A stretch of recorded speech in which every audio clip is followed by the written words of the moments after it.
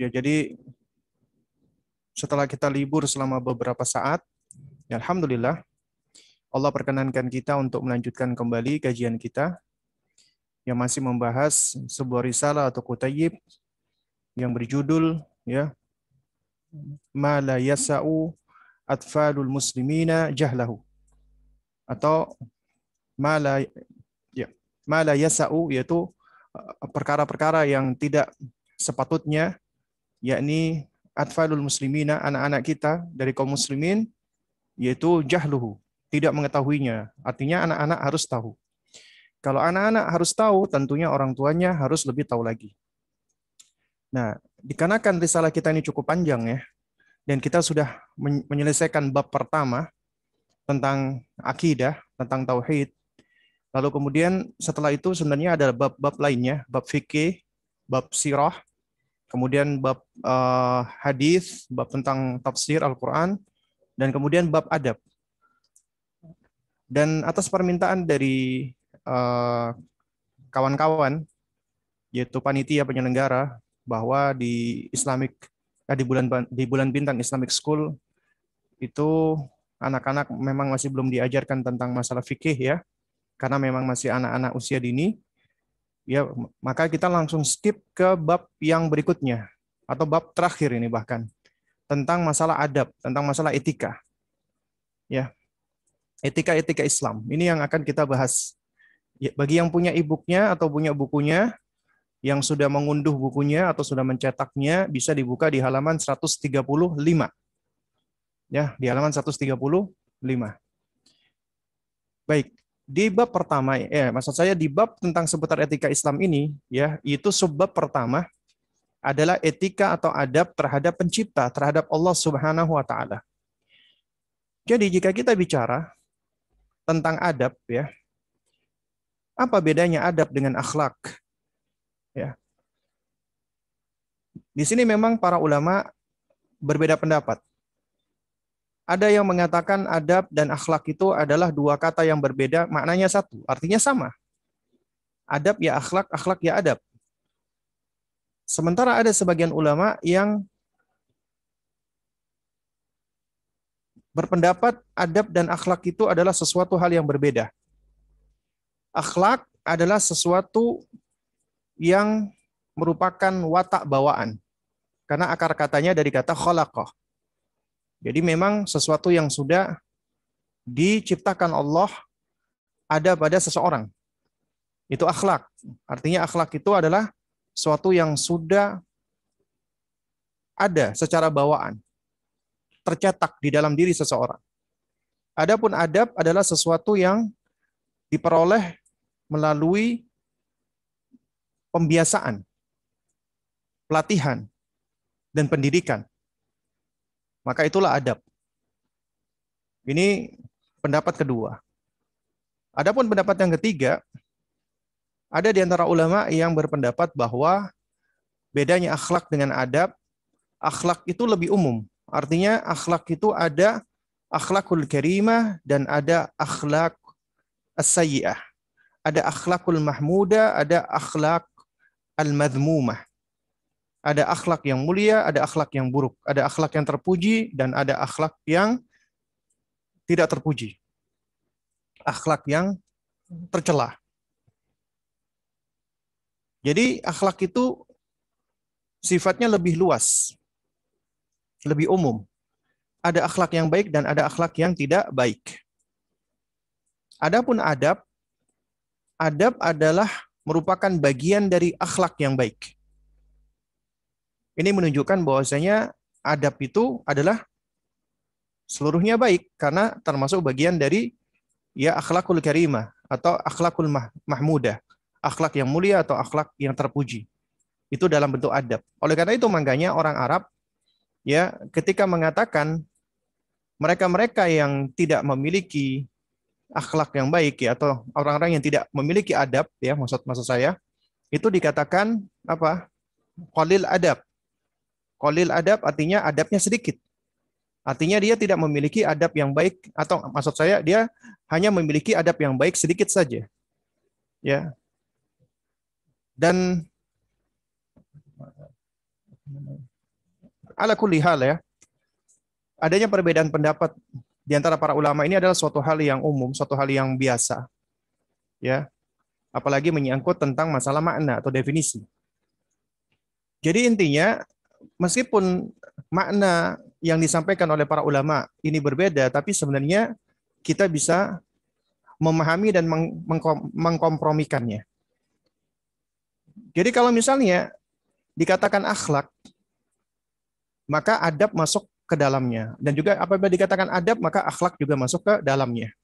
Ini secara umum, ya. Artinya akhlak dan adab itu maknanya kurang lebih sama. Jadi apabila kata akhlak itu datang dengan sendirian, artinya cuma disebutkan kata akhlak saja, berarti mencakup adab di dalamnya. Demikian pula apabila disebutkan hanya kata adab saja, maka itu berarti juga mencakup makna akhlak.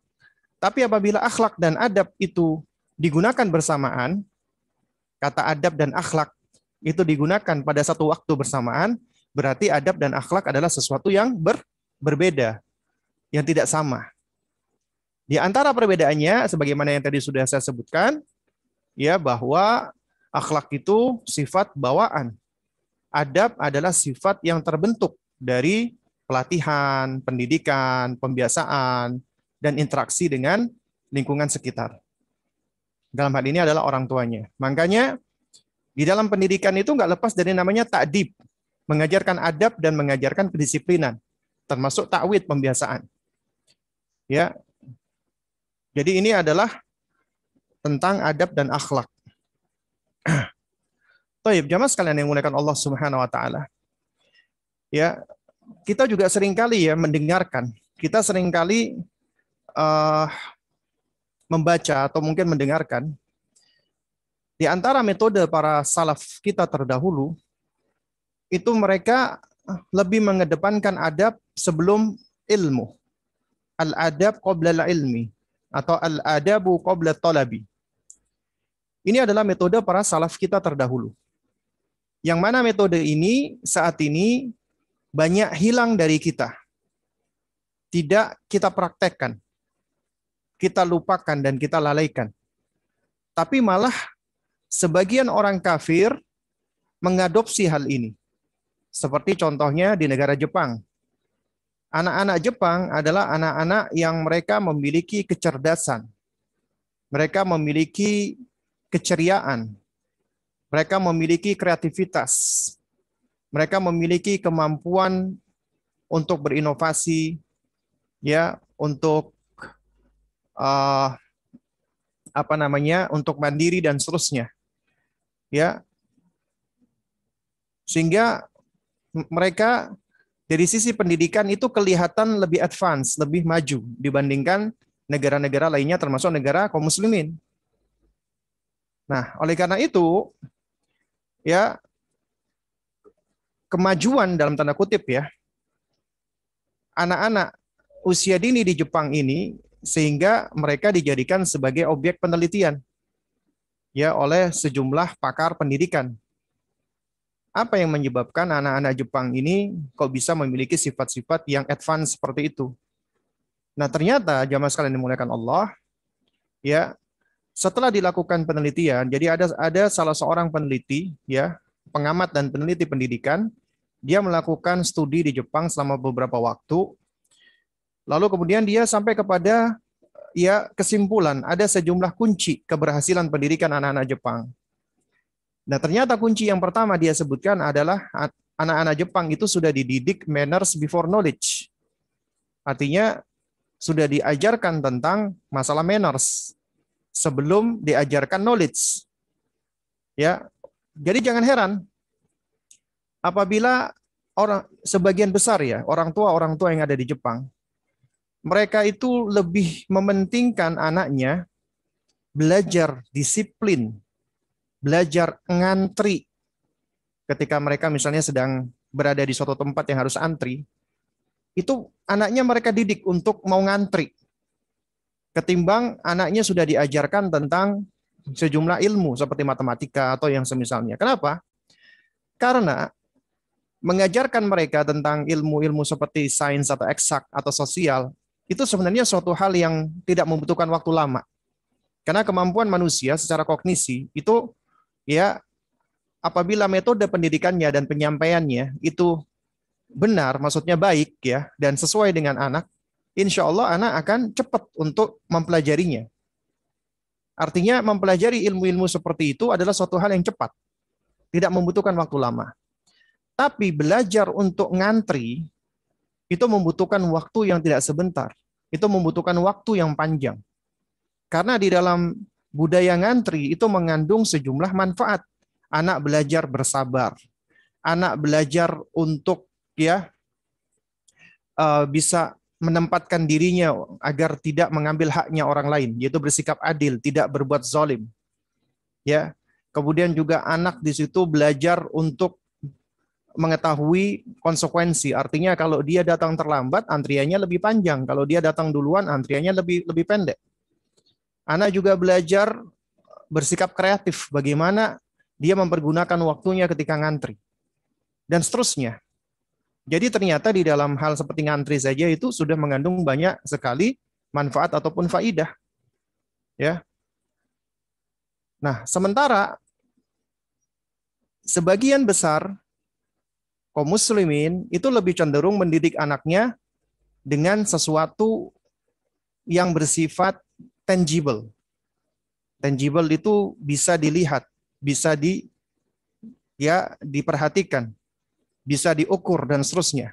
Itu sesuatu yang tangible. Oleh karena itu jangan heran kebanyakan orang tua, apalagi di tanah air, mereka melihat keberhasilan anak itu adalah dari angka atau dari digit. Yang dilihat adalah digit atau angka. Ranking berapa, nilainya berapa, posisi keberapa, kemudian berapa banyak hafalannya, dan seterusnya. Jadi dilihat dari kuantitas. Atau anak itu dideterminasi, ditentukan dengan yang namanya digit. Semakin tinggi digitnya, maka dianggap anak ini semakin berhasil. Padahal, ya angka-angka atau digit-digit tersebut itu sebenarnya tidak bisa merepresentasikan ya kondisi anak sebenarnya. Itu hanya sebagian kecil dari apa yang ada pada diri manusia. Dan ini yang seringkali tidak dipahami. Nah, kalau kita perhatikan zaman sekarang dimulakan Allah, ya, pendidikan kita khususnya selama ini, kita itu seringkali melupakan sesuatu yang intangible, yang tidak tampak. Ya, sesuatu yang memang tidak terlihat, yaitu pembentukan perilaku dan perangai karakter. Dan ini memang butuh waktu dan butuh proses. Kenapa? Karena kebanyakan orang tua khususnya di tanah air kita, itu selain mereka lebih cenderung kepada sesuatu yang sifatnya materi, yang tangible, yang bisa dilihat, mereka juga senangnya cepat, instan, tergesa-gesa, pengen jadi, langsung jadi. Ya, tidak mau menikmati proses, tidak mau menjalani suatu proses, nggak mau ya menikmati langkah demi langkah dan tahapan demi tahapan di dalam pendidikan. Pengennya anaknya cepat-cepat jadi. Pengennya anaknya langsung pengen jadi anak yang soleh, tapi tidak mengikuti langkah-langkahnya. Pengennya anak menjadi penghafal Al-Quran, tapi tidak mengikuti langkah-langkahnya. Akhirnya instan digegas. Anak kecil sudah langsung dijejali dengan banyak-banyakan hafalan. Di usia dininya dirampas hak-haknya anak untuk bermain. Bahkan disikapi dengan sikap-sikap yang tidak hikmah. Ya, orang tuanya dengan begitu kerasnya, striknya mendidik, jam segini kamu murojaah, kamu menghafal, kamu ini, kamu itu. Dengan apa? Asumsi itu adalah suatu kebaikan. Ya, tapi sejatinya orang tua yang seperti ini tidak memahami kondisi anak, fase perkembangan anak. Mereka telah merampas ya hak-haknya anak, kebutuhan anak untuk bermain, kebutuhan anak untuk mempergunakan waktunya, ya. Tapi oleh orang tua malah dipaksa. Akhirnya yang muncul adalah anak-anak yang cepat masak tapi cepat juga, mohon maaf, busuk. Kenapa? Sesuatu yang cepat masak ya akan cepat pula busuk. Itulah akan muncul generasi karbitan, generasi instan, generasi micin katanya. Ya. Kenapa? Karena orang tuanya adalah orang tua yang serba instan. Makan juga instan, mie instan, nasi instan, semuanya serba instan. Juga anaknya dididik dengan cara-cara instan. Padahal Allah Rabbuna, Rabb itu punya akar kata sama dengan kata tarbiyah. Allah menciptakan langit dan bumi itu dalam waktu 6 masa. Ya, fi sittati ayyam. Padahal Allah mampu tidak Allah menciptakan langit dan bumi itu dalam sekejap? Mampu. Apabila Allah berkehendak cukup kun, Allah ucapkan jadi, fayakun, maka jadilah. Tapi Allah Subhanahu wa taala firmankan di dalam Al-Qur'an, Allah ceritakan tentang penciptaan langit dan bumi. Allah ciptakan fi sittati ayyam, dalam 6 masa. Allah ciptakan 2 hari pertama bumi, 2 hari kedua langit, 2 hari yang ketiga Allah sempurnakan bumi tadi. Jadi semuanya 6 hari Allah ciptakan. Jadi kita diajarkan oleh Rabb kita tentang proses tarbiyah. Ya, kita diajarkan oleh Rabb kita tentang proses ya adanya langkah-langkah dan tahapan. Ini Allah pencipta kita loh. Mampu untuk menjadikan ya semuanya itu dalam sekejap saja. Tapi Allah lakukan dengan tahapan. Makanya namanya pendidikan itu semua ulama sepakat di situ ada yang namanya proses. Ada tadarruj, halan fahalan, syai'an fa syai'an, qalilan qalilan, tahapan demi tahapan, langkah demi langkah, step by step, dan seterusnya. Ini adalah sesuatu perkara yang mendasar di dalam pendidikan, yang seringkali tidak dipahami oleh para orang tua. Pinginnya cepet-cepetan, instan.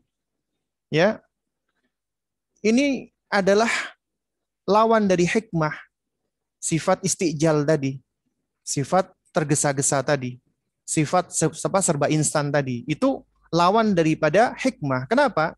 Karena hikmah itu mengharuskan ada 3 hal yang menjadi rukunnya.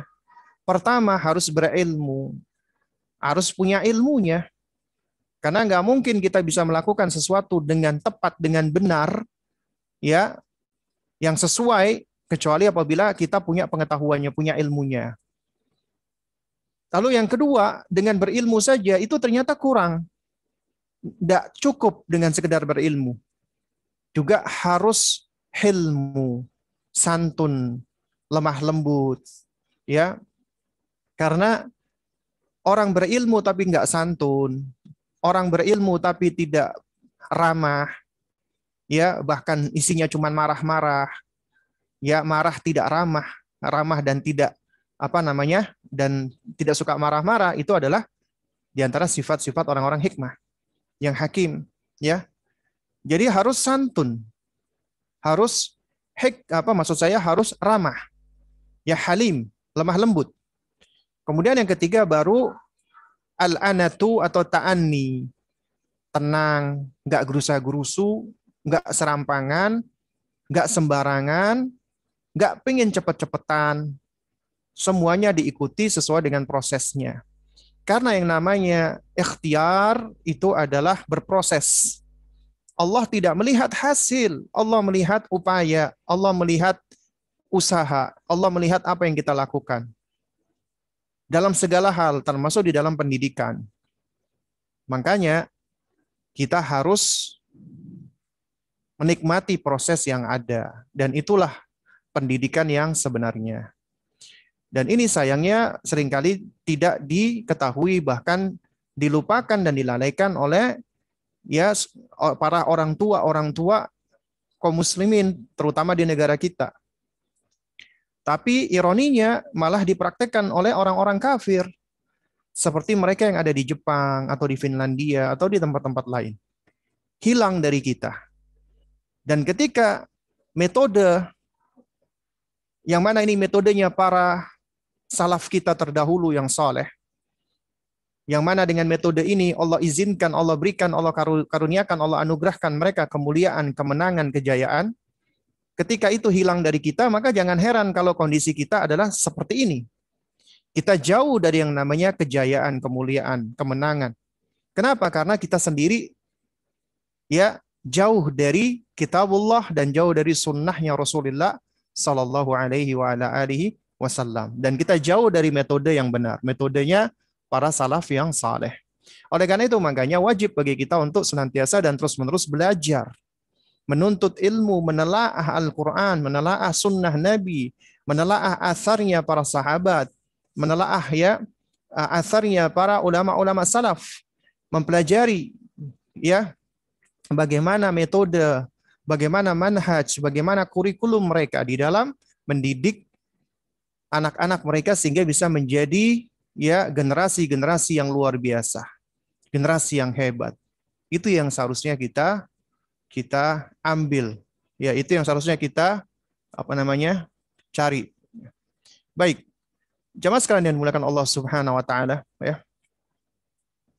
Karena itulah adab itu adalah perkara yang penting dan sesuatu yang sebenarnya tidak bisa terpisahkan dari ilmu.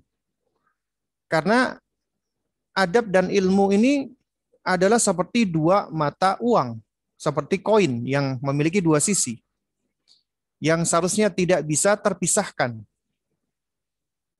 Ya, kenapa demikian? Karena apabila seseorang dia berilmu tanpa adab, maka buahnya adalah kesombongan, takabur, kecongkakan, lupa diri, seperti iblis alaihi laknatullah. Ya, iblis itu punya ilmu, pinter, Yahudi juga sama.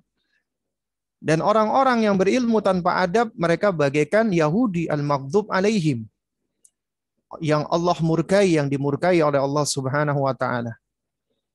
Ilmunya banyak, tapi nggak diiringi dengan adab.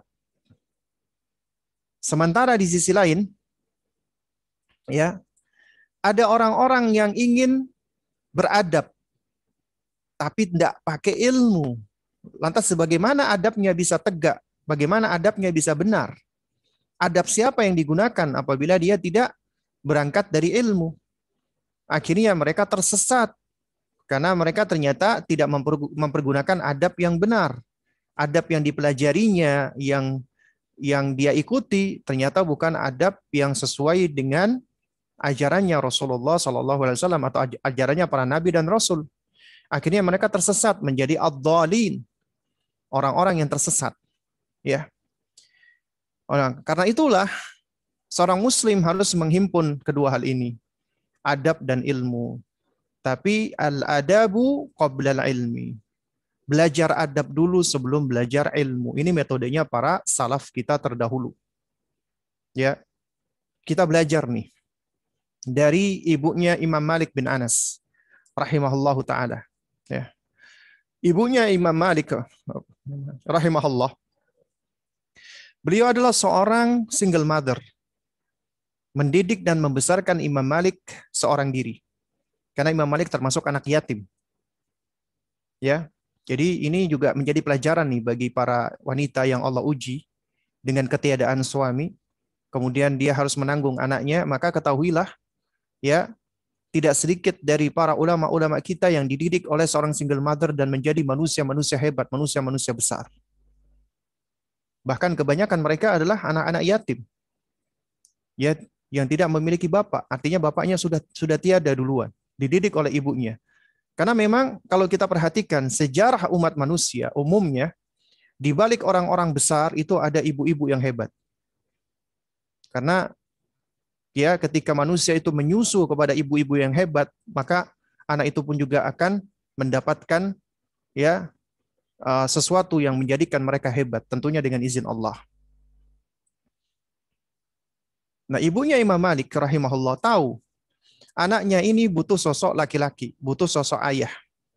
Ya, sementara ayah beliau ketika itu sudah tiada. Akhirnya oleh ibunya diutuslah Imam Malik kecil ini setiap setiap harinya ya atau setiap ada pembelajaran itu dipakaikan jubah, dikenakan imamah. Kemudian disuruhnya Malik kecil ini untuk menghadiri majelisnya Imam Rabi'ah bin Abdul Aziz, salah seorang ulama besar di zaman itu. Dan Imam Malik kecil pun hadir, duduk di majelisnya. Ibunya senantiasa berpesan, ya Malik, ya khud adaba Rabi'ah qabla an ta'khudha ilmahu. Wahai Malik, ambillah adabnya Rabi'ah sebelum engkau mengambil ilmunya. Nah, jadi kita baca ini dari asarnya para salaf kita, Abdullah ibnu Mubarak, Muhammad ibnu Sirin, Yahya bin Ma'in, dan seterusnya. Mereka semua menasihatkan untuk lebih mendahulukan adab sebelum ilmu. Kenapa demikian?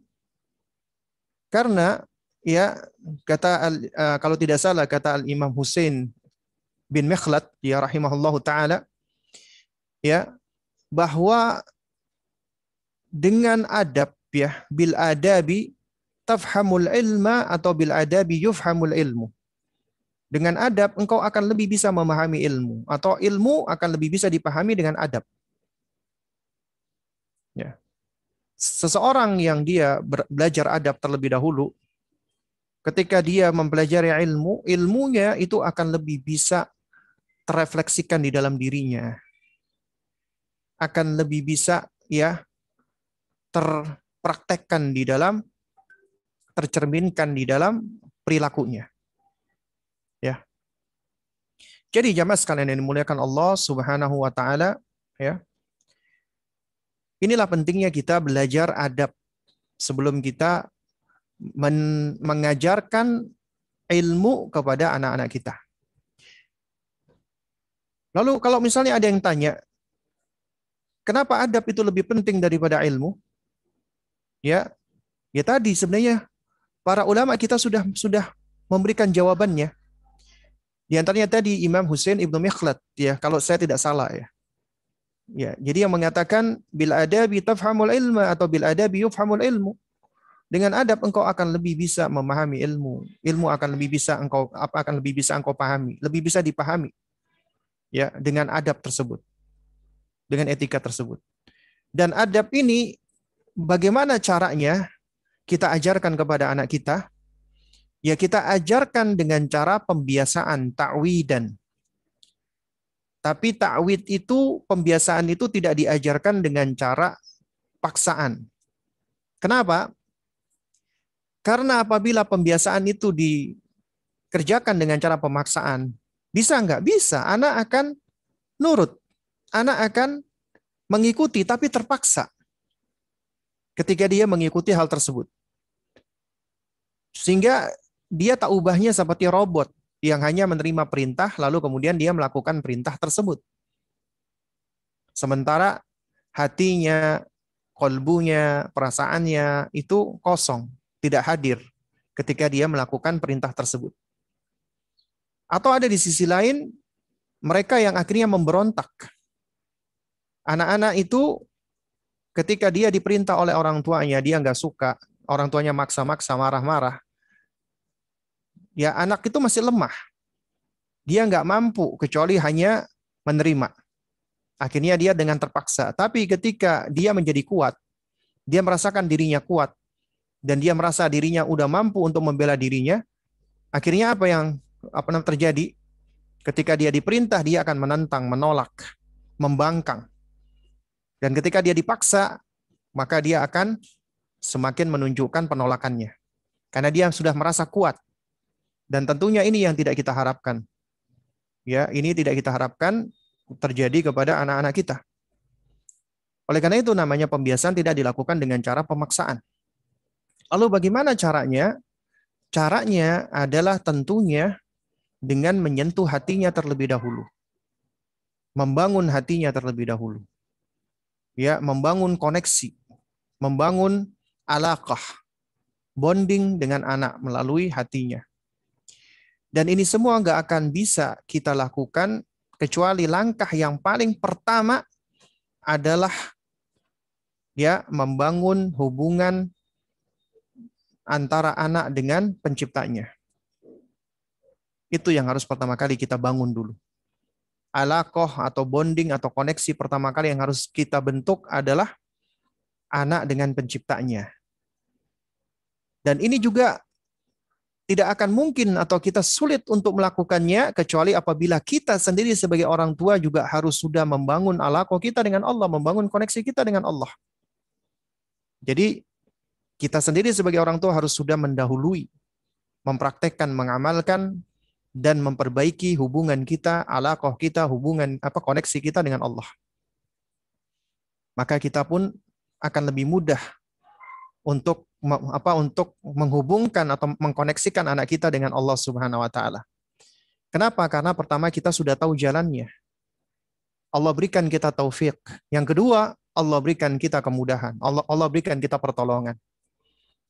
Karena ya siapa yang berusaha untuk memperbaiki hubungannya dengan Allah, maka Allah akan bantu dia, tolong dia untuk memperbaiki hubungannya dengan selain Allah. Itu kaidah. Ya, kaidah umum yang bisa kita dapatkan secara akli dan nakli. Lalu kemudian setelah itu, ya, kita baru membangun bonding kita dengan anak kita sendiri. Kita membangun attachment kita dengan anak kita, koneksi kita dengan anak kita. Tentunya setelah kita dan anak kita membangun koneksi dengan penciptanya. Maka insya Allah Allah akan mudahkan bonding dan attachment kita dengan anak kita. Ini sebenarnya sudah terisyaratkan di dalam Al-Quran, di dalam nasihat Luqman. Kalau kita perhatikan, di dalam surat Luqman, ketika Allah membawakan nasihat yang pertama kali dari Luqman alaihissalam kepada putranya adalah nasihat tentang haknya Allah, tauhid. Ya bunayya la tusyrik billah inna syirka la dzulmun azim. Wahai nak, janganlah kamu menyekutukan Allah karena sesungguhnya menyekutukan Allah itu termasuk kezaliman yang besar. Kemudian setelah ayat ini datang nasihat, bukan nasihatnya Luqman tapi wasiatnya Allah. Ya. Wa wasainal insana biwalidayhi. Allah memberikan dan kami memberikan wasiat. Ya. Allah Subhanahu wa taala memberikan wasiat kepada manusia, kepada orang tua untuk orang tuanya agar berbuat baik ya. Untuk berbuat baik kepada orang tuanya.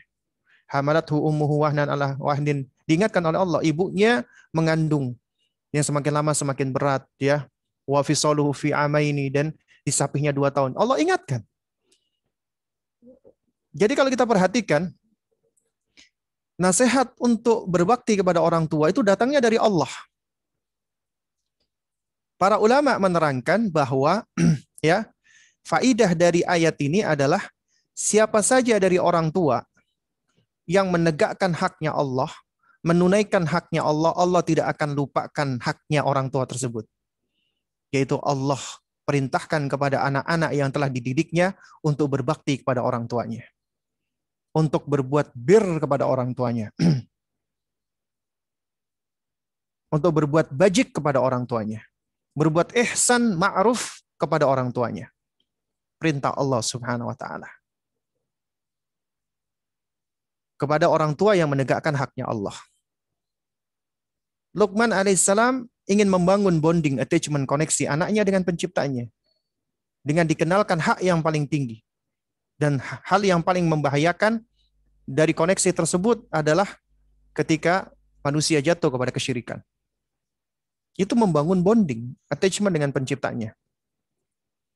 Ya. Sehingga orang tua yang membangunkan koneksi, attachment bonding dengan Allah, anaknya dihubungkan dengan penciptanya, maka Allah akan tolong.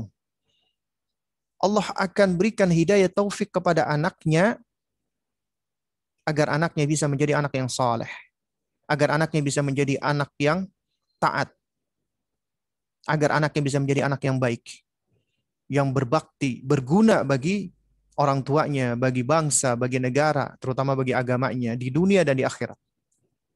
Anaknya akan menjadi investasi yang abadi, tak lekang di telan masa.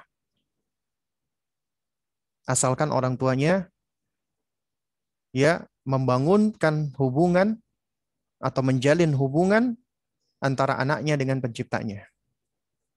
Dengan cara mengajarkan tauhid tentunya. Baik, jamaah sekalian yang dimuliakan Allah Subhanahu wa taala ya.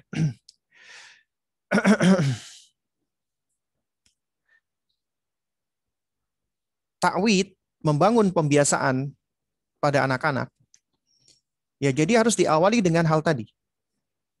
Yaitu membangun koneksi dulu. Diri kita, anak kita dengan Allah, kemudian diri kita membangun koneksi dengan anak kita. Lalu kemudian yang kedua, ya, adalah kita membangun mahabbah. Makanya kuncinya adalah tahbib. Kalau kita perhatikan kaidah-kaidah pendidikan yang disebutkan oleh para ulama adalah tahbibul atfal ya bi'amali shalihat. Menjadikan anak itu senang, cinta, suka dengan amal-amal soleh, dengan ketaatan, dengan ibadah. Artinya, tugasnya orang tua sebelum memerintahkan anak untuk ibadah harus dibangun dulu pondasinya, kecintaan. Kecintaan kepada Allah, kecintaan kepada Rasulullah, kecintaan kepada Islam, kecintaan kepada Al-Quran, dan seterusnya. Yang mana pondasi ini, mahabbah ini, akan membangun mahabbah anak kepada amal ketaatan. Anak menjadi senang untuk beramal soleh. Anak menjadi senang untuk beribadah. Dan dia melakukan itu semua karena dia butuh. Karena dia cinta kepada Allah. Karena dia sayang kepada Allah. Bukan sekedar dia disuruh, bukan sekedar dia dipaksa. Itu pondasi. Makanya kita orang tua harus membangun dulu pondasinya. Yaitu apa? Tahbibuhum. Menjadikan anak-anak kita atau mereka itu senang, cinta dengan amal soleh, dengan amal ibadah. Dibangun mahabbah. Ya, dibangun dulu al-hubb. Kecintaan anak kepada Allah dan kecintaan mereka kepada apa? Kepada amal-amal soleh. Agar muncul mubadarah. Agar muncul yang namanya inisiatif. Ya. Inisiatif mereka untuk melakukan kebaikan-kebaikan. Nah, oleh karenanya ketika ini sudah terbentuk, maka kita sebagai orang tua ketika memberikan perintah kepada mereka akan lebih mudah. Kenapa? Karena sudah terinisiatif di dalam diri mereka. Yang berangkat dari motor penggeraknya tadi, yaitu adanya mahabbah. Jadi yang pertama, jadi harus dibangun tahbib tadi. Ini langkah keduanya, tahbib. Tahbibuhum. Ya. Kemudian yang ketiga, setelah membangun al-hub dengan cara tahbib tadi, menjadikan anak senang, menjadikan anak suka, ya. Nah, baru kemudian kita lakukan ya dengan cara tadrij atau tadarrujan, secara bertahap, step by step, langkah demi langkah, tidak langsung sekaligus. Tapi ada step-stepnya, langkah-langkahnya, sedikit demi sedikit. Lalu kemudian kita harus melakukannya secara istimror, continue, terus-menerus. Karena yang namanya pendidikan, pengasuhan, itu bagian dari ibadah dan kita tidak akan berhenti dari melakukan hal ini ya hingga kita ya berkalang tanah atau hingga nafas terakhir kita. Bukankah Allah yang mengatakan wa'bud rabbaka hatta ya'tiyakal yakin, sembahlah Allah Rabbmu sampai datangnya kematian. Oleh karena itu makanya ketika kita mendidik mereka adalah hingga kita ya meninggal dunia. Hingga nafas terakhir kita. Makanya pendidikan anak itu, pengasuhan itu adalah nafas yang paling panjang, ibadah yang paling panjang. Istimror, harus terus continue dan berkesinambungan. Baru kemudian setelah itu adalah sabar. Dan kemudian yang tidak kalah pentingnya di dalam membangun kebiasaan ini yaitu dengan dua hal yang tadi sempat terlewatkan, yaitu dengan cara bil qudwah, memberikan contoh. Adab itu pengajaran pertama kali bagi mereka dengan cara memberikan contoh. Artinya orang tua yang pertama kali harus lebih dahulu memperlihatkan dan mencontohkan. Al-qudwa al-hasanah. Karena secara kaidah ya, anak itu akan lebih cenderung untuk mengikuti apa yang mereka lihat daripada yang mereka dengarkan. Makanya dikatakan al-uswa al-hasana anfa'u wa ablag min alaf al-mawaid. Yang namanya contoh yang baik, teladan yang baik itu lebih efektif, lebih gamblang, lebih bermanfaat daripada ribuan, bahkan ratusan ribu atau jutaan nasihat. Tapi nggak diberikan contoh. Nggak efektif. Karena anak-anak itu what they see, they learn. Apa yang mereka lihat, itulah yang mereka pelajari. Kemudian yang kedua, dengan cara al-ihtimam, wal mahabbah, wal rifqu, wal linu. Dengan cara memberikan perhatian, memberikan cinta kasih, memberikan kasih sayang, dengan cara yang lemah lembut. Jadi semua ini terangkum dengan kata rahmah, yaitu yang akan membangun koneksi kita, yaitu dengan cara yang afektif, yang akan berpengaruh terhadap hati dan perasaan anak-anak kita. Afeksi lebih didahulukan daripada kognisi, ya, karena inilah yang akan membangun hubungan kita. Nah, ini adalah cara kita untuk membangun kebiasaan, melakukan ta'wid kepada anak-anak kita. Makanya ta'wid, pembiasaan, itu dilakukan dari semenjak kecil, bahkan mulai dari bayi. Itu sudah bisa dilakukan pembiasaan, dan ini sudah beberapa kali saya sampaikan ya di dalam sejumlah kajian. Di antaranya ketika kita pernah membahas ya Risalah Al-Wajiz fi Tarbiyah karyanya Syekh Yusuf Muhammad Al-Hasan. Itu Syekh Yusuf sendiri mengatakan anak-anak mulai dari semenjak bayi dilahirkan itu sudah mulai mereka diajarkan atau dibiasakan dengan suatu kebiasaan-kebiasaan. Kenapa? Karena bayi yang baru dilahirkan, ya, mereka itu akan hidup berkembang secara asalnya itu sesuai dengan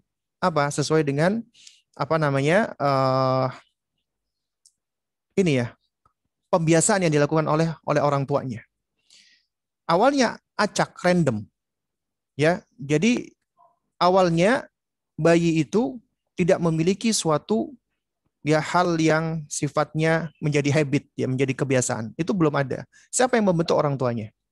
Karena itu tidak sepatutnya orang tua mengikuti habitnya bayi, tapi yang benar adalah orang tua membangun habitnya bayi. Artinya sedikit demi sedikit sang ibu misalnya harus sudah membuat schedule buat bayinya. Dia harus mengupayakan ba'dal isya anaknya tidur.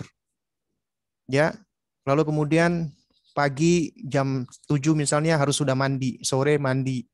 Kemudian jadwal menyusui dan seterusnya. Itu dia harus sudah bikin. Kenapa? Ini yang akan membangun habitnya anak. Jadi anak tidak diikuti. Anak anak bangun, kita ikuti anak sampai dia tidur, tidak. Tapi diupayakan agar anak itu mengikuti habit yang kita bentuk. Nah, ini yang dimaksud dengan ta'wid. Ya, dan ini terus sampai anak di usia-usia berikutnya harus kita bangun dan kita bentuk. Ya. Tapi dengan cara-cara yang seperti yang saya sebutkan tadi, tidak dengan cara paksaan, tidak dengan cara kasar, tidak dengan cara tiran dan seterusnya. Tidak dengan cara seperti itu. Nah, terus kemudian jamaah sekalian dimuliakan Allah, berbicara tentang adab atau etika, ya, sebagaimana yang sudah kita bahas di awal tadi, ya, adab atau etika ini adalah ya yang pertama kali harus kita kedepankan sebelum ilmu. Nah, karena itu di dalam buku ini yang ditulis oleh Syekh Yazan, ya, Syekh Yazan, di dalam buku yang kita bahas ini, beliau menyebutkan yang pertama kali adalah adab terhadap Allah. Etika atau adab yang pertama kali yang harus diajarkan kepada anak kita adalah adab kepada Allah Subhanahu wa ta'ala. Artinya, adab itu tidak dipahami oleh sebagian orang. Adab itu adalah urusan manusia dengan manusia, muamalat, interaksi. Tidak. Ketika kita bicara tentang adab, adab yang pertama kali harus dibentuk, diajarkan kepada anak-anak kita adalah adab kepada Allah. Nah, oleh karena itu di pertanyaan pertama di buku ini, Syekh mengajarkan kepada kita, yang seharusnya kita ajarkan kepada anak-anak kita, yaitu bagaimana seharusnya adab kita kepada Allah. Maka jawablah, adab kita kepada Allah yang pertama, mengagungkan Allah Subhanahu wa taala. Ya, makna mengagungkan Allah artinya adalah apa? Kita menghadirkan di dalam pikiran kita, di dalam benak kita, di dalam hati kita, di dalam perasaan kita, tidak ada yang lebih agung, tidak ada yang lebih besar, tidak ada yang lebih hebat. Itu melebihi daripada Allah Subhanahu wa taala. Allah Maha Besar, Allah Azim, Allah Akbar. Ya, Allah Maha Tinggi, tidak ada yang lebih tinggi daripada Allah. Artinya mengagungkan Allah, kita jadikan Allah adalah yang paling, ya, yang paling di antara semuanya. Paling besar, paling tinggi, paling hebat, ya, dan paling apapun. Ya, dari makna-makna yang indah, makna-makna yang baik. Itu mengagungkan Allah dengan hati kita, dengan lisan kita, dan juga dengan perbuatan kita. Kita mengagungkan Allah. Dan pengagungan kepada Allah ini tidak akan muncul tanpa diawali dengan ma'rifatullah, mengenal Allah. Karena bagaimana seseorang bisa mengagungkan, dia takjub dengan sesuatu kalau dia tidak mengenalnya. Makanya harus diawali dengan mengenal Allah. Hamba semakin mengenal penciptanya akan semakin muncul di dalam dirinya pengagungan kepada Allah. Pengagungan inilah yang akan menghantarkan hamba kepada perasaan mencintai Allah, malu kepada Allah, takut kepada Allah, bertawakal kepada Allah, mengharap kepada Allah, dan seterusnya. Itu dari ta'ziman, mengagungkan Allah. Itu adab kita yang pertama kali kepada Allah, disebutkan oleh Syekh Yazan. Kemudian yang kedua adalah beribadah hanya kepada Allah semata, tidak ada sekutu baginya, mentauhidkan Allah. Ya, kenapa? Karena Allah yang menciptakan kita. Dan ketika Allah menciptakan kita, Allah yang memiliki kita, menguasai kita.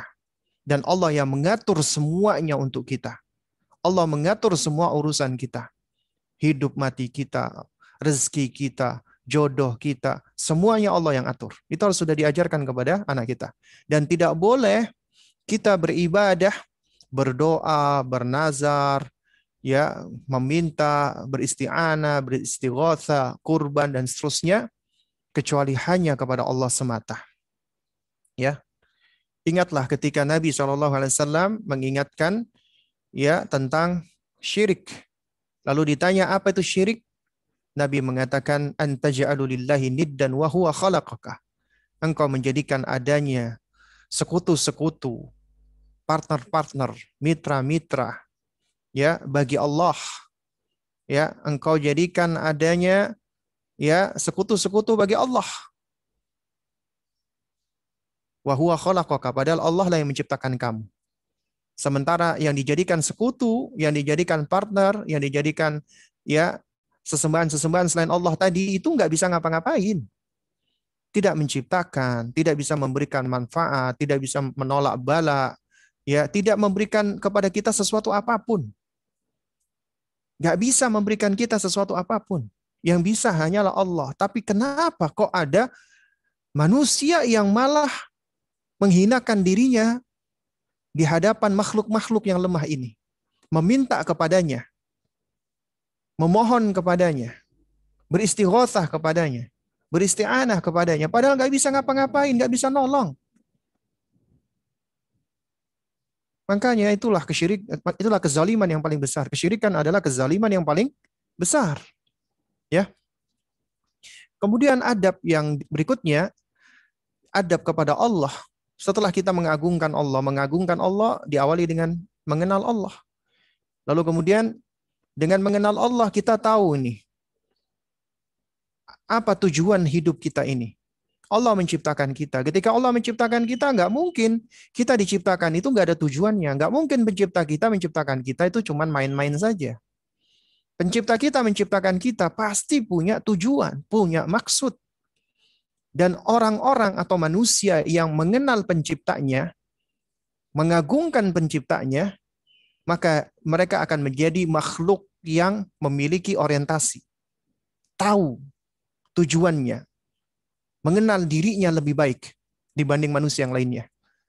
Dia tahu untuk apa dirinya itu ada, eksis di muka bumi ini. Dia punya tujuan yang besar. Yang mana tujuan ini yang menyebabkan dia itu ya, memiliki visi, misi, tujuan, target dan seterusnya. Karena dia tahu dia hidup di muka bumi ini bukanlah hanya untuk main-main saja. Tidak seperti ya anggapan sebagian manusia hidup hanya sekali, maka gunakanlah untuk bersenang-senang. Padahal kita tahu hidup di dunia ini nggak mungkin kita hanya mendapatkan kesenangan. Pasti kita akan mendapatkan kesulitan, kesedihan. Dan apabila kita perhatikan, ya, kalau seandainya yang namanya kebahagiaan ya jamaah, seandainya kebahagiaan itu ya dilihat dari banyak-banyakan uang, maka niscaya kita nggak akan dapat itu orang-orang yang kaya mereka akhirnya stres, distres bahkan bunuh diri.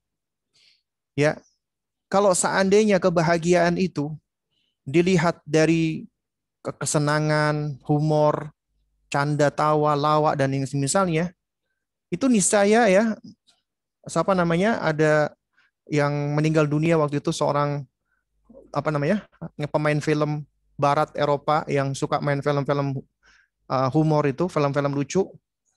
Saya lupa namanya ya. Orangnya sudah cukup tua, meninggal dunia bunuh diri, ya. Dia apa? Meninggalnya bunuh diri, ya. Nah, ini diingatkan ini. Itu apa namanya? Apa namanya? Robin Williams, ya. Mati bunuh diri. Ya. Mungkin dia menyebabkan orang tertawa tapi dirinya sendiri menangis. Dan dia bingung, disorientasi, nggak tahu untuk apa hidupnya di muka bumi ini. Akhirnya dia pun bunuh diri. Kemudian kita dapati juga banyak para aktor, baik di Korea, di India, di Hollywood, di Amerika, itu banyak juga yang bunuh diri. Bahkan ya, beberapa waktu yang lalu, beberapa tahun yang lalu ya, ketika saya diminta untuk memberikan materi kepada anak-anak SMP SMA Putri ya di salah satu pondok pesantren Putri di Bogor, ya, yaitu tentang bahaya media sosial dan gadget. Nah, diantaranya yang saya sampaikan adalah tentang musik. Nah, ketika saya baca-baca dan mencari data, itu ternyata kebanyakan kejadian suicide, bunuh diri di dunia ini itu dilakukan oleh mereka-mereka yang memiliki profesi berkaitan dengan musik. Entah penyanyinya, entah produsernya, entah pemain alat musiknya, ya, entah penariknya, pokoknya semua hal yang berkaitan dengan musik. Itu ternyata kasus tertinggi bunuh diri. Mereka para ya artis-artis yang berkecimpung di dalam dunia musik. Kenapa ya jamaah sekalian? Karena kita tahu segala hal itu yang menjauhkan dari Allah, melalaikan dari Allah, bahkan diharamkan oleh Allah, itu tidak akan membawa kepada kebaikan. Tidak akan membawa kepada kebaikan. Makanya Al-Quran dan musik nggak bisa disatukan. Sungguh suatu hal yang sangat buruk ketika seseorang membaca Al-Quran diiringi dengan alat musik. Talbisul haq bil batil namanya. Mencampur adukkan hak dengan kebatilan.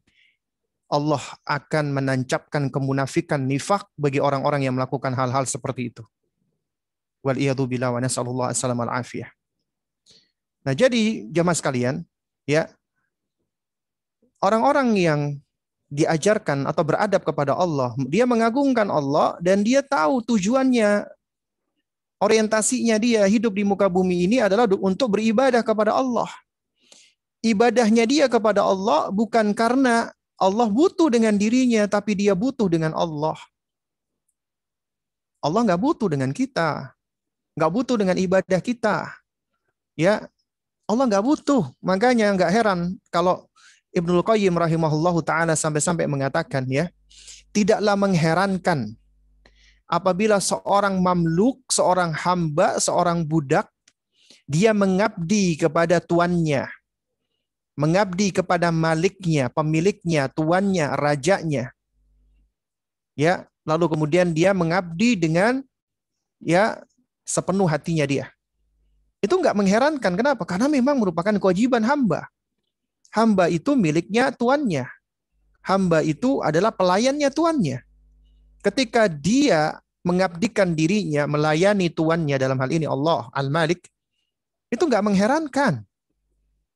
Tapi yang mengherankan adalah Al-Malik, sang tuan, sang raja, Allah Subhanahu wa Ta'ala, yang tidak butuh dengan mamluk, tidak butuh dengan hambanya, tapi berbuat baik sekali kepada hamba-hambanya. Berbuat baik sekali kepada apa? Kepada mamluknya, kepada yang dia miliki. Diberikan berbagai macam kenikmatan yang tidak sanggup dihitung. Padahal Allah nggak butuh dengan makhluknya, Allah nggak butuh dengan mamluk, Allah nggak butuh dengan kita, tapi Allah berbuat baik. Bahkan Allah terhadap orang kafir saja tetap berbuat baik. Allah tetap berikan dia oksigen sehingga dia bisa bernafas. Allah tetap berikan dia berbagai macam kenikmatan di dunia ini. Tapi mereka lalai, mereka lupa. Karena itulah sungguh sedikit orang-orang yang mau bersyukur kepada Allah.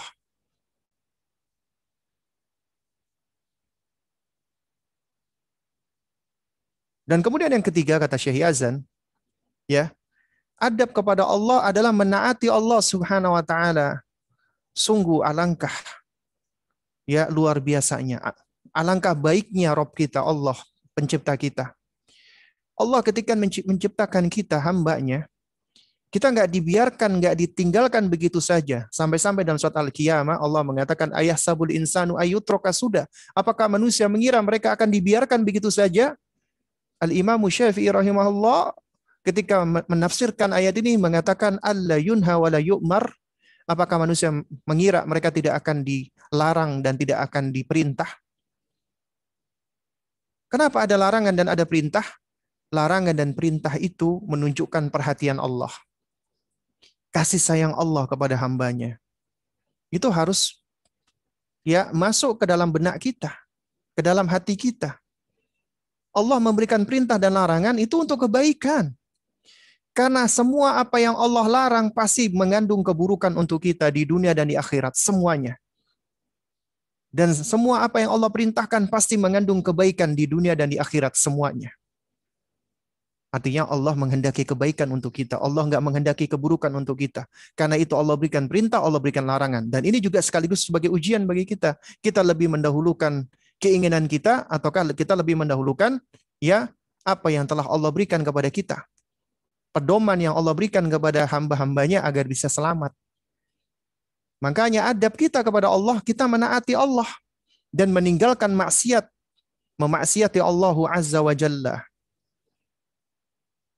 Dan kemudian yang kelima kata Syekh adalah bersyukur dan memujinya, bertahmid kepadanya atas segala karunia dan nikmatnya yang tak terhingga, tak terbatas.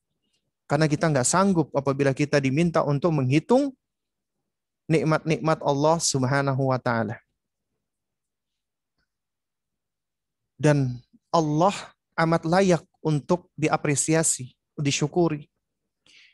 Dan syukur kita nggak akan bisa membalas semua kebaikan Allah. Nggak akan bisa. Seandainya kita bersyukur kepada Allah dengan lisan kita, hati kita, amal kita, berjuta-juta tahun. Nggak akan bisa membalas. Dengan semua dan segala kebaikan, karunia, anugerah, nikmat yang Allah berikan kepada kita. Dan luar biasanya ya jamaah sekalian. Ya, ketika Anda menginginkan agar Allah Subhanahu wa taala senantiasa mengkaruniakan nikmat, karunia dan rezeki kepada Anda, kuncinya adalah syukur kepadanya. Mensyukuri Allah Subhanahu wa taala. Kenapa? Karena Allah telah menjanjikan, la in syakartum la azidannakum. Apabila kalian bersyukur, mau bersyukur kepada Allah akan nikmat-nikmat yang Allah berikan, la azidannakum, maka aku akan tambahkan nikmat kepada kalian. Allah Subhanahu wa taala di dalam ayat ini kalau kita perhatikan itu mempergunakan ya huruf ziyadah sebagai bentuk takkid, taukid. Ya, la azidannakum ada lam taukid dan nun taukid, maknanya artinya adalah Allah benar-benar akan menambahkan nikmatnya untuk kalian. Bukan cuma sekedar menambahkan, tapi benar-benar akan menambahkan nikmat kepada kalian. Dengan penekanan. Dan Allah Subhanahu wa taala la yukhliful mi'ad. Tidak akan menyelisihi janjinya. Allah tidak akan mengingkari janjinya. Tidak layak, tidak mungkin, mustahil bagi Allah mengingkari janji. Akan tetapi Wa qalilum min ibadiyasy syakur. Alangkah sedikitnya dari hamba-hambaku, hamba-hamba Allah itu yang mau bersyukur. Karena ternyata mereka yang mau bersyukur, tahu diri, tahu terima kasih, ya mau mengapresiasi, nggak banyak, sedikit. Ternyata orang-orang yang kufur, yang lalai, itu betapa banyaknya. Dan seringkali kita ya jamaah sekalian dimuliakan Allah, kita itu manusia ini lebih cenderung ya merasakan nikmat, sadar akan nikmat tersebut ketika nikmat itu hilang dari kita.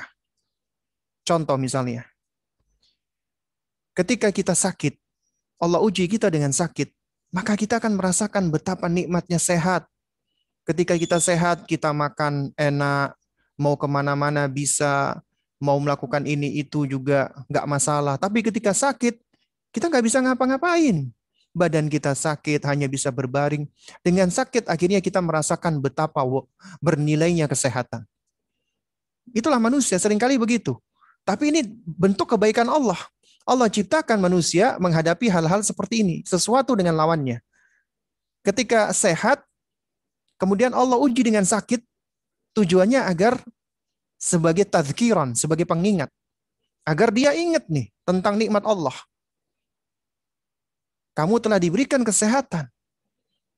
Ketika kamu diuji dengan sakit, kamu sadar betapa nikmatnya sehat itu. Betapa nikmatnya sehat. Ya, demikian pula ketika kita merasakan lapar, ya.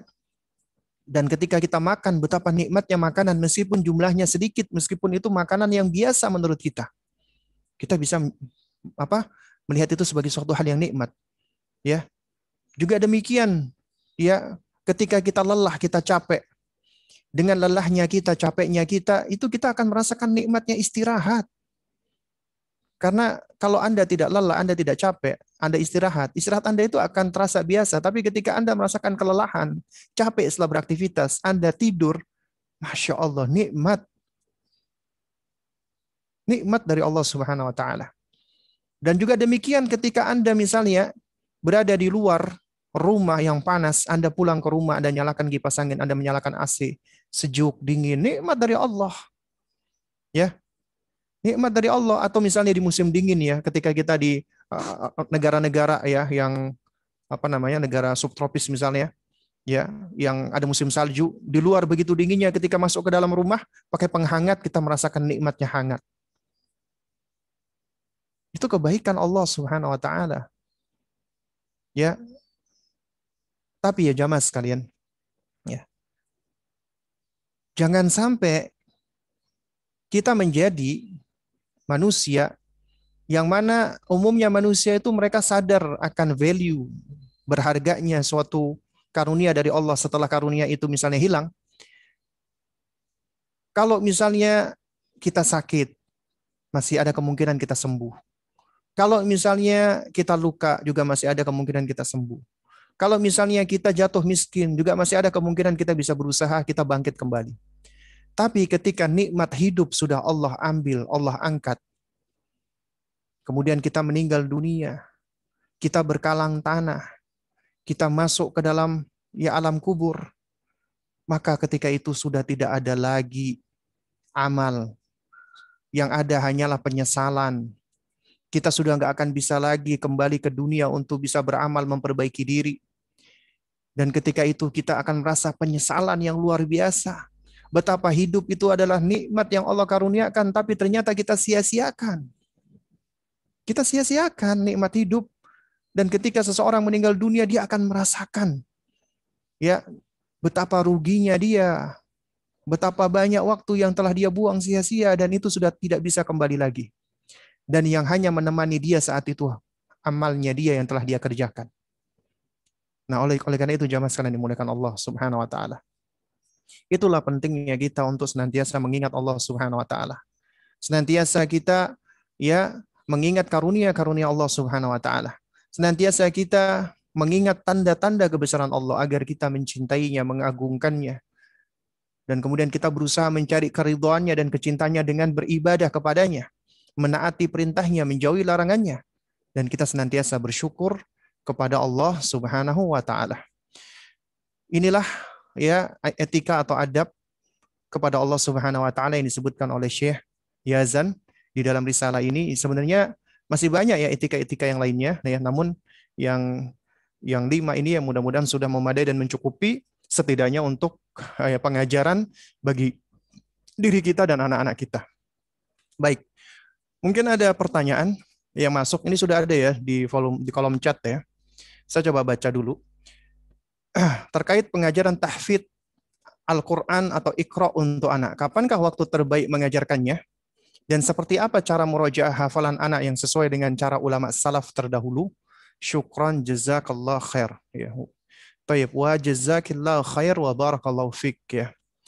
Jadi yang perlu kita pahami bersama, ya, para ulama kita terdahulu, para salaf, mereka adalah manusia-manusia yang sangat menaruh perhatian dengan Al-Quranul Karim.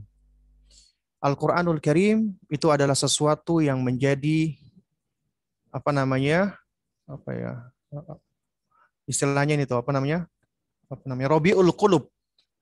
Rabiul Qulub itu yang menjadi pelita bagi hati. Mereka seakan-akan gak bisa hidup apabila mereka tidak membaca, mendengar, memahami, mempelajari Al-Quranul Karim. Dan Al-Quran ketika itu adalah sesuatu yang jamak, yang terjaga, tidak hanya di dalam masahif, mushaf Al-Quran, tapi juga terpelihara, terjaga di dalam hati, qalbu, memorinya kaum muslimin. Karena mereka adalah generasi Quran. Al-Quran itu bercokol di dalam diri mereka, di dalam hati mereka. Bukan hanya sebagai hafalan, tapi juga ya Al-Quran itu bercokol di dalam diri mereka, di dalam cerminan perilaku dan amal perbuatan mereka. Makanya mereka menjadi generasi-generasi yang terbaik. Ya. Nah, dan ini semua tidaklah mungkin bisa terbentuk tentunya setelah taufik dari Allah, melainkan dengan membentuk kecintaan anak-anak terhadap Al-Quran. Karena tidak mungkin seseorang apabila dia tidak mencintai Al-Quran, dia akan senang berinteraksi dengan Al-Quran.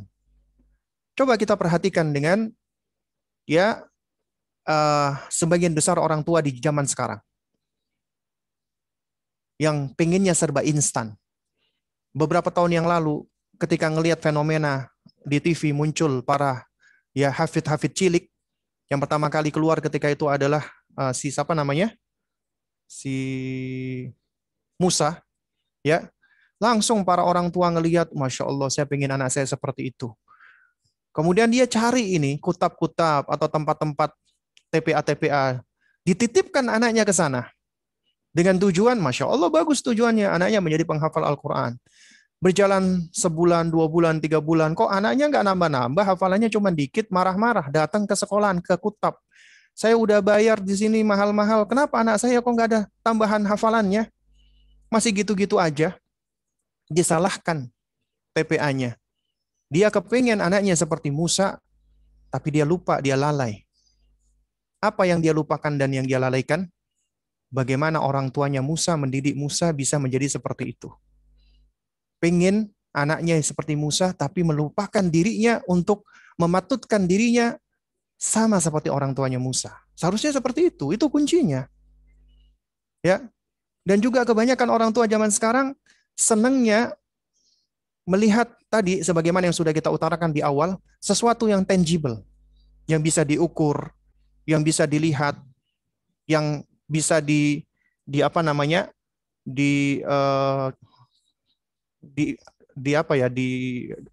determinasi dengan angka, ya, dengan cara melihat kuantitas, banyak-banyakan. Semakin banyak hafalan dianggap akan semakin sukses, akan semakin berhasil. Itu zaman now. Melihat keberhasilan itu dari kuantitas. Kalau kita perhatikan para ulama salaf terdahulu, misalnya kita lihat nih riwayat. Ya, riwayatnya Jundub bin Abdullah Al-Bajali radhiyallahu taala anhu. Dan juga riwayatnya Abdullah bin Umar dan juga Abdullah ibnu Abbas dan yang lainnya. Di antaranya riwayat Jundub. Beliau mengatakan ya, kunna fityanan atau ghilmanan hazawiratan ma'an Nabi sallallahu alaihi wasallam. Kami dahulu ya ketika masih berusia hazawirah. Hazawirah itu kalau kita lihat definisi yang diambil oleh Al-Hafidz Ibnu Hajar itu usia 10 tahun ke atas, hazawiratan. Kami bersama Nabi sallallahu alaihi wasallam. Ya. Kemudian beliau mengatakan ya ta'allamnal Qur'an ta'allamnal iman qabla an nata'allamal Qur'an. Kami mempelajari dulu keimanan sebelum kami mempelajari Al-Qur'an. Thumma nata'allamul Qur'an fazdatna bihi imana. Baru kemudian kami belajar Al-Qur'an, bertambahlah keimanan kami.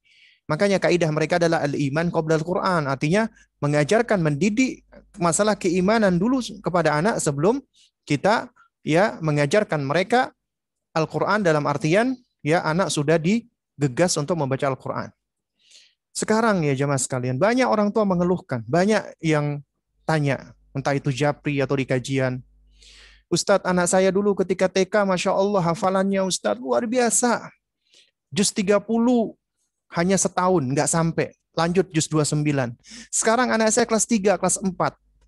Nggak nambah-nambah hafalannya. Malah murojaah nggak mau, malah berkurang. Isinya main saja, main saja. Kami orang tua menjadi frustasi. Kenapa kok bisa demikian?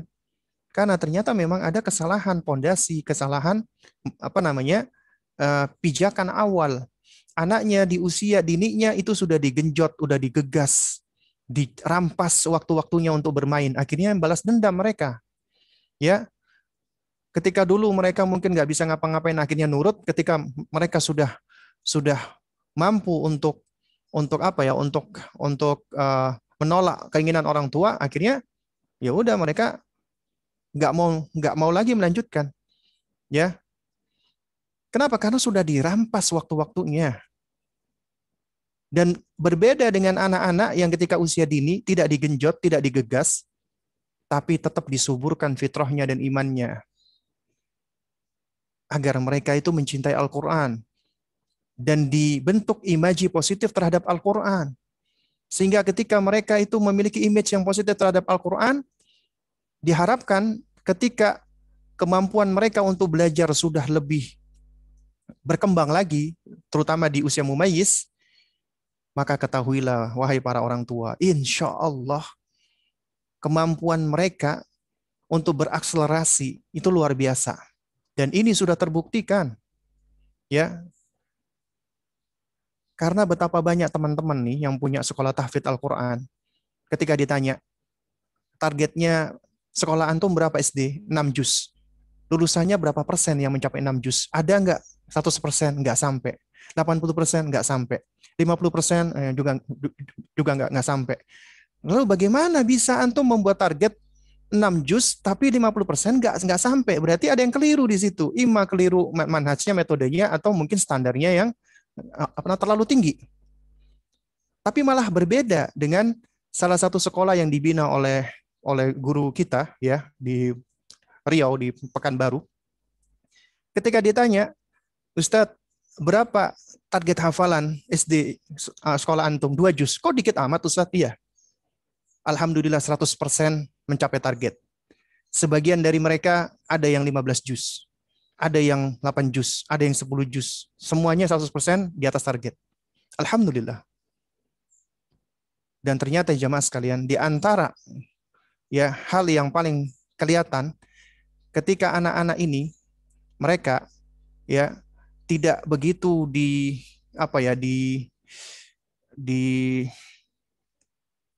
takut-takuti, bukan ditakut-takuti sebenarnya, mereka ditarget dengan kuantitas, akhirnya mereka menghafal Al-Quran itu dengan enjoy, dengan fun, senang.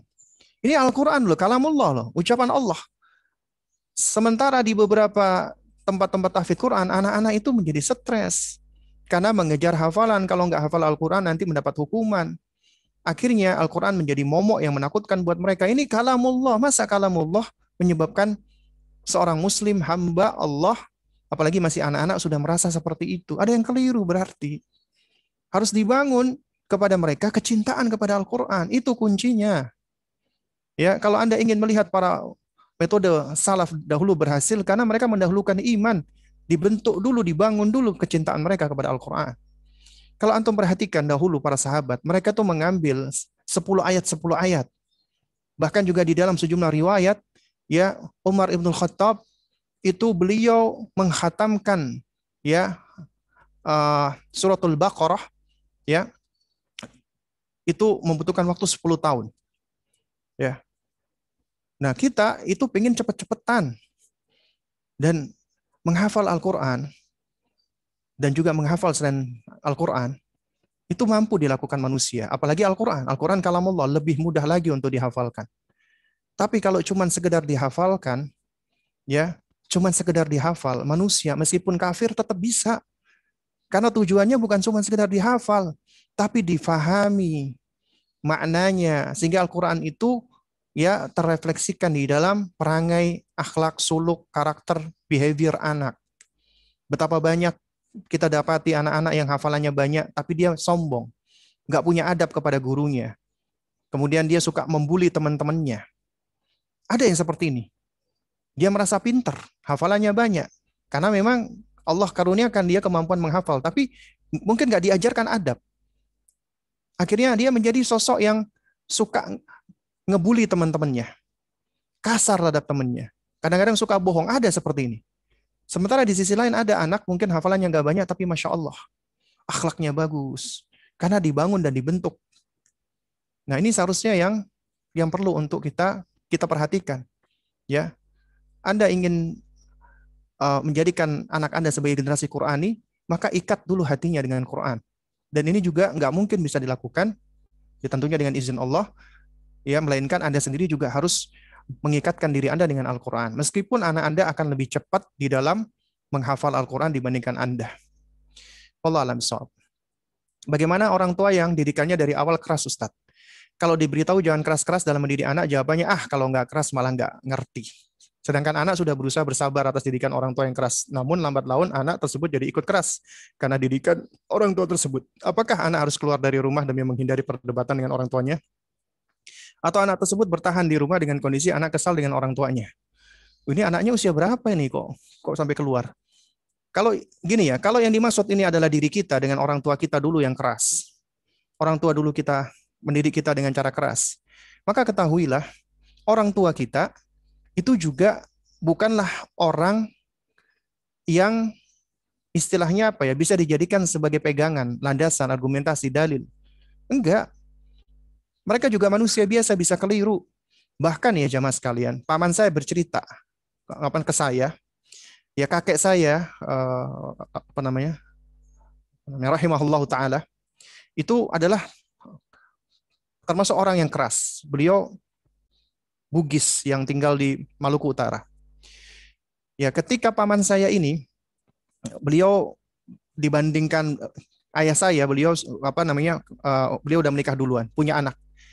Beliau menggendong anaknya bayi itu dimarahi oleh kakek saya. Dikatakan, udah nggak aja gendong-gendong Pak dia. Jadi maksudnya jangan gendong-gendong dia. Ini tugasnya istri. Ya, bukan tugasnya suami. Bukan tugas laki-laki. Juga sama ketika laki-laki bantu nyapu, bantu bersih-bersih, itu dianggap bukan tugasnya. Itu udah menjadi semacam mindset yang alhamdulillah ya akhirnya bergeser. Ya, artinya apa yang dilakukan oleh orang-orang tua zaman dahulu itu nggak bisa dijadikan sebagai contoh apabila itu keliru. Apalagi itu menyelisihi tuntunan Islam, tuntunan Rasulullah SAW. Makanya banyak sekali ya celaan bagi mereka termasuk ahlul ahwa, ya para pengikut hawa nafsu, dan juga termasuk orang-orang kafir, orang-orang musyrikin, ketika mereka diajak untuk mengikuti apa yang diturunkan Allah kepada Rasulnya, apa jawaban mereka? Ya, mereka mengatakan, ya, kami hanya mengikuti apa yang kami dapati dari para bapak-bapak atau nenek-nenek moyang kami. Itu argumentasinya. Nah, oleh karena itu, nggak boleh kita berargumentasi dengan orang-orang tua kita. Yang boleh dijadikan argumentasi adalah Al-Quran dan Sunnah. Ya, itu yang dijadikan argumentasi. Dan kemudian di zaman sekarang, itu muncul istilahnya namanya inner child.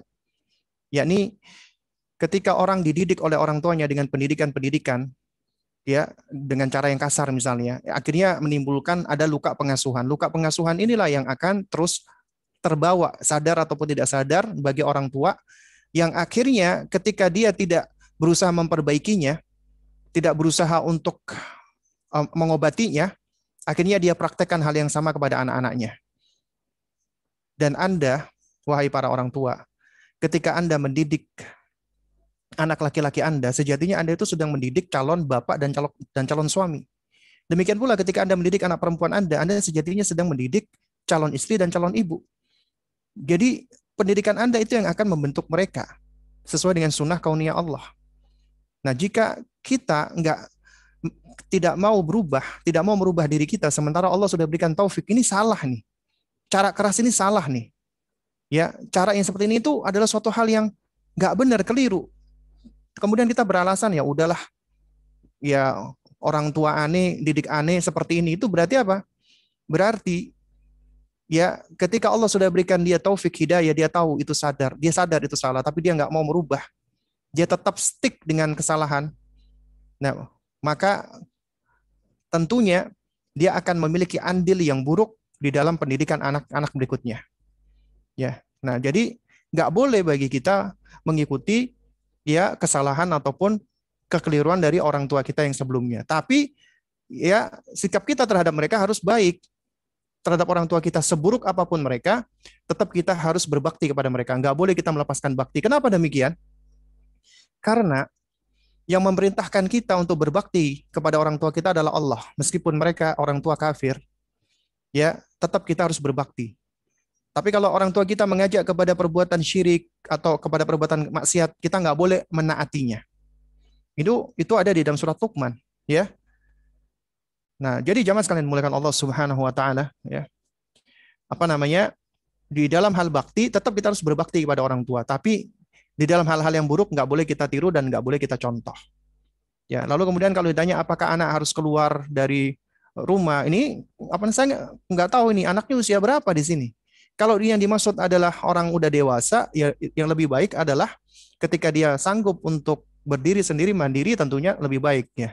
Nah, namun kalau memang kondisinya orang tuanya butuh bantuan dari dirinya, ya, maka hendaknya dia tetap menolong dan membantu orang tuanya.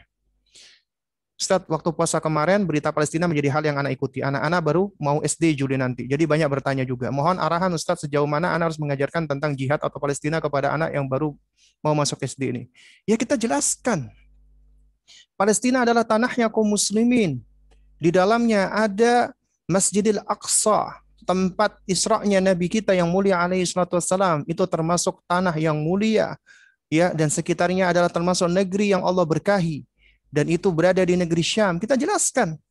Dan mereka sekarang sedang dizolimi, mereka sekarang sedang dianiaya oleh bangsa penjahat. Kita ajarkan Yahudi, Zionis itu bangsa penjahat. Nggak usah khawatir, nggak usah takut. Kita dengan pandangan, kamu kok begitu apa namanya, kau radikalis sih, kamu kok keras. Nggak usah kita mikirkan ucapan-ucapan orang-orang seperti itu. Ya, karena apa? Karena ucapan-ucapan manusia itu tidak akan membentuk diri kita. Ya, tidak akan ucapan mereka, pujian mereka nggak akan menjadikan kita mulia. Celaan mereka juga nggak akan menjadikan kita hina. Kenapa? Karena yang kita cari adalah pandangan Allah Subhanahu wa taala. Ya, kita jelaskan apa adanya sesuai dengan usia mereka. Palestina adalah negerinya kaum muslimin yang harus kita doakan, yang harus kita bela dengan apapun yang kita mampu. Ya. Dan apabila kaum muslimin kuat, ya harus melakukan pembebasan. Tapi ternyata kaum muslimin saat ini mereka tidak memiliki kekuatan. Jelaskan kenapa kaum muslimin saat ini lemah, karena mereka jauh dari Quran dan Sunnah. Nah, di antara kunci agar kita bisa mendapatkan kemuliaan lagi adalah kita harus kembali kepada Al-Quran dan Sunnah. Ayo nak, Abi, Umi kepengen kamu bisa menjadi ya agen-agen yang melakukan perubahan, agent of change. Ya, Abi sama Umi kepengen kamu bisa menjadi orang-orang alim, pengen bisa kamu menjadi para mujahidin yang akan membela agama kita, yang akan membela Islam.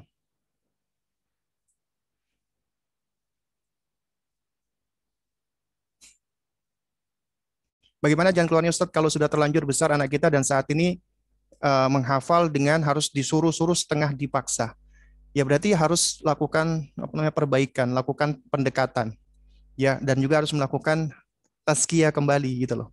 Kenapa?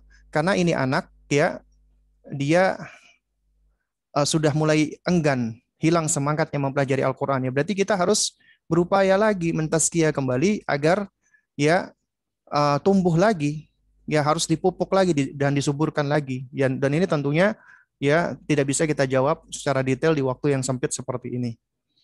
Bagaimana cara mengingatkan anak laki-laki usia 4 tahun yang suka memainkan kalimat-kalimat talbiyah maupun ayat Al-Quran. Misal seharusnya Allahu Akbar tapi jadi Allah polisi. Anda udah mengingatkan baik-baik namun masih terus seperti itu. Jazakumullah khair. Baik. Anak usia 4 tahun adalah anak yang mereka belum tahu sebenarnya baik dan buruk. Dan mereka masih dalam usia egosentris. Dan mereka biasanya masih dalam keadaan senang diperhatikan. Dan kadang-kadang ketika orang tua yang ngingetin, adik jangan, dek nggak boleh, dia malah semakin menjadi-jadi. Semakin menjadi-jadi. Nah karena itu, Anda harus bisa melihat nih, ya kondisi anak Anda. Jadi yang pertama, ya Anda coba terapkan ketika dia melakukan hal seperti itu, Anda berikan dia, ya Anda sudah ingatkan baik-baik, tetap dia masih mengulangi, Anda berikan dia hukuman dalam tanda kutip, ya Anda tidak ajak dia bicara, Anda tidak melihat dia. Intinya Anda hajar dia, Anda boikot dia.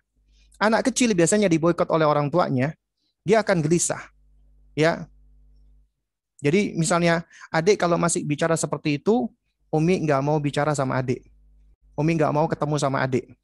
Terus kemudian kita tinggalkan dia. Dia kejar Umi ya. Kita berikan waktu sampai dia udah mulai kelihatan mau nangis dan sebagainya. Baru kemudian kita mendekati dia, kemudian kita tundukkan wajah kita sama dengan wajahnya, kemudian kita ucapkan pertama kali, Umi sayang sama kamu. Agar ketika ya dia mungkin merasa kalau dirinya itu kayak tidak disayangi, itu bisa kita bisa kita kembalikan lagi. Umi sayang sama kamu, ya. Umi sayang sama adik. Tapi Umi nggak suka adik ya ketika mempermainkan ya misalnya tadi apa namanya perkataan-perkataan tadi gitu kan. Ini adalah suatu hal yang tidak boleh dibuat mainan. Ya Allah nggak suka, Umi juga nggak suka, Abi juga nggak suka, kakak nggak suka, orang-orang baik nggak suka. Jadi kita harus berikan itu.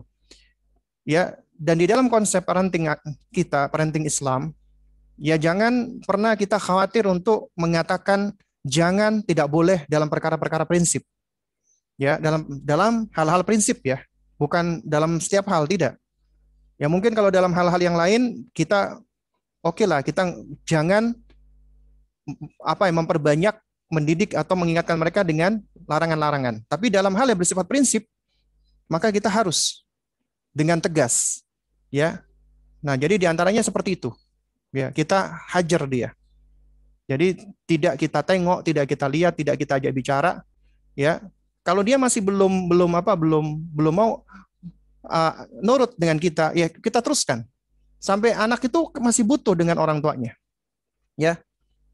Nah, sampai akhirnya dia mau untuk kembali dan insya Allah anak dia akan paham dan akan sadar ya dengan izin Allah Subhanahu Wa Taala.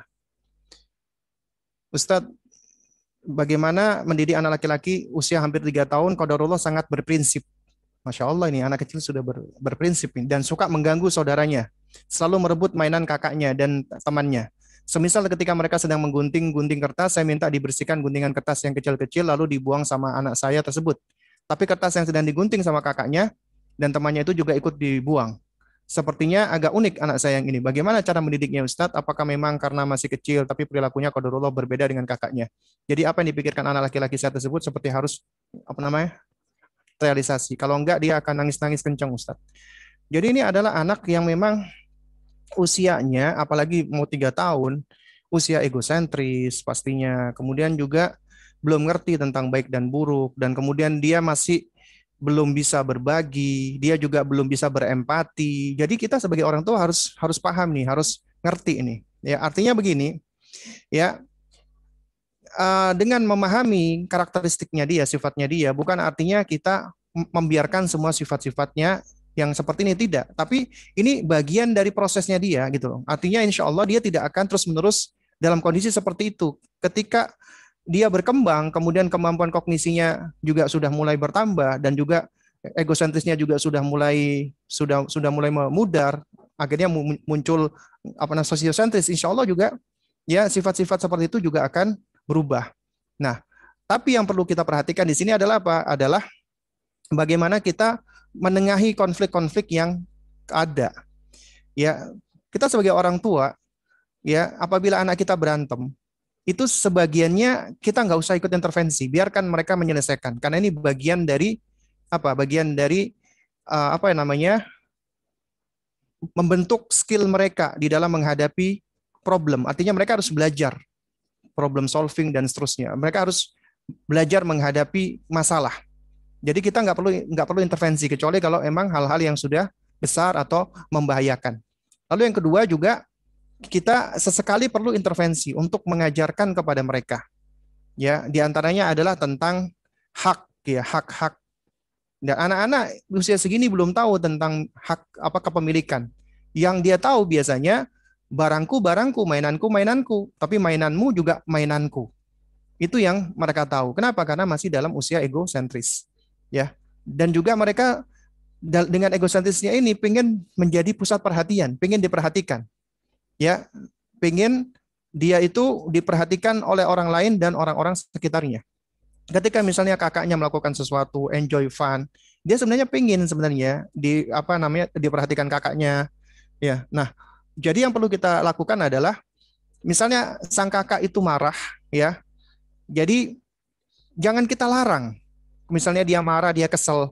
Namun yang kita lakukan adalah kita validasi emosinya. Misalnya dia lagi marah, ya kita ngomong sama kakak. Ini top kakak marah ya. Iya, Umi ngerti kalau kakak marah karena mainannya kakak tadi dibuang. Seharusnya seperti itu, jangan udahlah kak, kamu gak usah marah gitu aja marah. Nanti kamu bisa bikin lagi. Jangan. Kita harus menvalidasi perasaannya agar dia ngerti tentang perasaannya. Nah, baru kemudian kita arahkan bagaimana caranya supaya dia bisa mengekspresikan marahnya dia dengan cara yang positif. Baru kemudian kita jelaskan, adik belum ngerti, adik pengen main sama kamu, adik itu sayang sama kamu. Nah ini yang seharusnya kita jelaskan. Nah lalu kemudian juga ke adik yang juga usianya lebih lebih apa ya lebih lebih muda, kita juga harus lakukan pendekatan.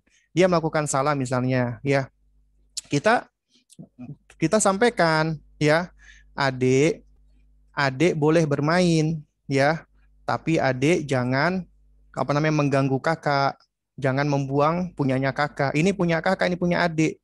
Kita ulang-ulang seperti itu agar dia ngerti gitu loh. Ya, nah kalau dalam hal seperti ini saya sepakat kita lebih baik hindarkan cara-cara melarang dia atau ngomelin adik.